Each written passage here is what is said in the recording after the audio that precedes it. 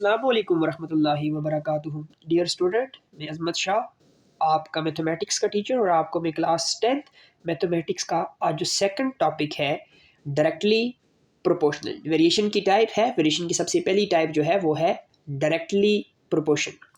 तो बच्चों directly proportion जिस तरह आपने फिजिक्स में भी काफ़ी इसके जो है वो प्रॉब्लम्स स्टडी किए हुए हैं। डायरेक्टली प्रोपोर्शनल उसको कहते हैं कि अगर एक क्वांटिटी के अंदर कोई इंक्रीज़ आती है तो करस्पॉन्डिंग जो उसके साथ दूसरी क्वांटिटी है उसमें भी इंक्रीज़ आए, और अगर एक क्वांटिटी के अंदर कोई डिक्रीज़ आता है तो उसके साथ मुंसलिक दूसरी क्वांटिटी के अंदर भी डिक्रीज़ आता है। मिसाल के तौर पे आप अगर किसी शॉप पे जाते हैं और वहाँ जाके आपको चॉकलेट्स ख़रीदते हैं, जितनी ज़्यादा आप चॉकलेट्स की क्वांटिटी को बढ़ाएंगे उसकी प्राइस भी उतनी ही बढ़ेगी। तो this is the direct proportion या डायरेक्टली प्रोपोर्शनल।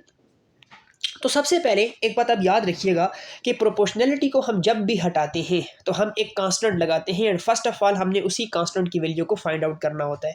और जितने भी हम क्वेश्चंस करेंगे उन कांस्टेंट की वैल्यू वहाँ पे वही होगी जो हम सबसे पहले फाइंड आउट करेंगे। अब यहाँ पर एक एग्जांपल है, इसको आप गौर से देखें। एग्जांपल नंबर 8 है कि if y varies directly to x, अगर y जो है वो x के डायरेक्टली वेरीज कर रहा है तो जब वो डायरेक्टली वेरीज करेगा तो x को हम ऊपर लिखेंगे, अगर इन्वर्सली होगा तो उसको हम डिनोमिनेटर के अंदर रखेंगे। जब हम इन्वर्सली प्रोपोर्शनल वाले क्वेश्चंस करेंगे तब आपको बात समझ आ जाएगी। तो इस चीज़ को मैंने रीड करते हुए ये लिख लिया कि y is directly proportional to x।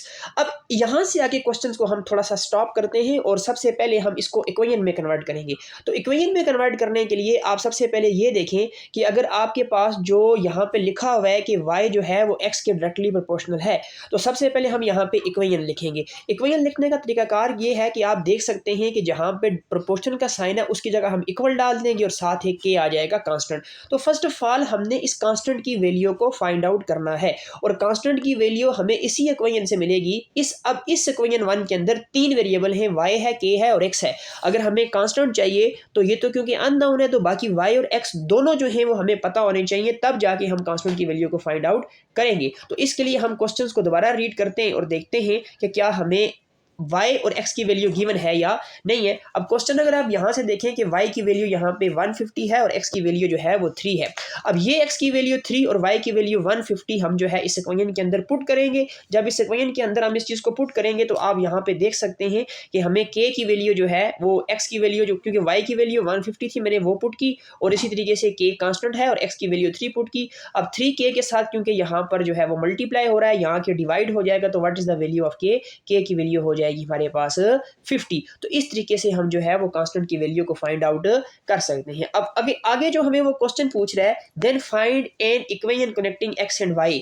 हमने क्या करना है कि एक ऐसी इक्वेशन मालूम करने x और y को कनेक्ट करते हैं। तो x और y को तो ये इक्वेशन कनेक्ट कर रही है y is equal to kx, लेकिन यहाँ पे जो k अननोन था उसकी वैल्यू हम पुट कर लेंगे। तो y is equal to k की वैल्यू 50 है तो हम उसको पुट करेंगे, तो y is equal to 50x जो है वो हमारा आंसर हो जाएगा। इसी तरीके से जो हमारा नेक्स्ट क्वेश्चन है, अगर हम उसमें भी देखें तो यहाँ पे ये कह रहा है if there is a directly variation between x and y की, अगर x और y में डायरेक्टली वेरिएशन है तो इस चीज़ को हम कुछ इस तरीके से लिख लेंगे जिस तरह यहाँ पे ये लिखा हुआ है x is directly proportional to y is directly proportional to x। Similarly मैंने आपको पहले बता दिया है कि जिस तरह हम लोग सबसे पहले कांस्टेंट की वैल्यू को फाइंड आउट करेंगे, इक्वेशन बनाएंगे, तो यहाँ पर आप देख सकते हैं कि y is directly proportional to x था।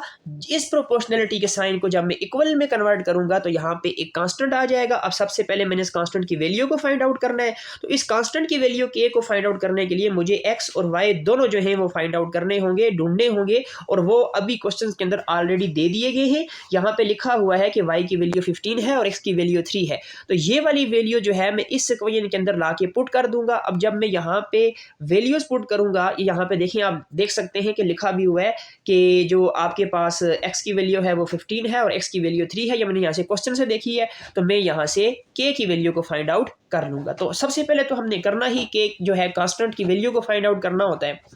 अब जब हम कांस्टेंट की वैल्यू को फाइंड आउट कर लेंगे तो अब वो ये कह रहा है find y when x is equal to 16। हमने y मालूम करना है जबकि एक्स की वैल्यू जो है वो 16 है। तो इसके लिए हम उसी इक्वेशन में जो आपके पास एक्स है वो पुट कर देंगे और जो हमारा कांस्टेंट आया है वो पुट कर देंगे, हमारे पास वाई आ जाएगा। अब हमारे पास इक्वेशन क्या थी, वाई इज इक्वल टू के एक्स, और यही वैल्यू हम जो है इस वैल्यू के अंदर हम अब एक्स की वैल्यू क्या पुट करेंगे 16, क्योंकि हमने एक्स की वैल्यू 16 है तो यहाँ पे हम for x is equal to 16 जो है वो पुट करेंगे। तो y इज इक्वल टू, क्योंकि कांस्टेंट हमारे पास 5 था और जो x आया है वो 16 है, तो 16 को 5 से मल्टीप्लाई करेंगे तो ये आपके पास 80 जो है वो इसका आंसर आ जाएगा। तो ये क्वेश्चंस थे डायरेक्टली प्रोपोर्शनल के, और सारे इससे मिलते जुलते क्वेश्चंस आपको एक्सरसाइज में मिल जाएंगे, आपने वो सारे के सारे ट्राई करने हैं। अल्लाह हाफिज़।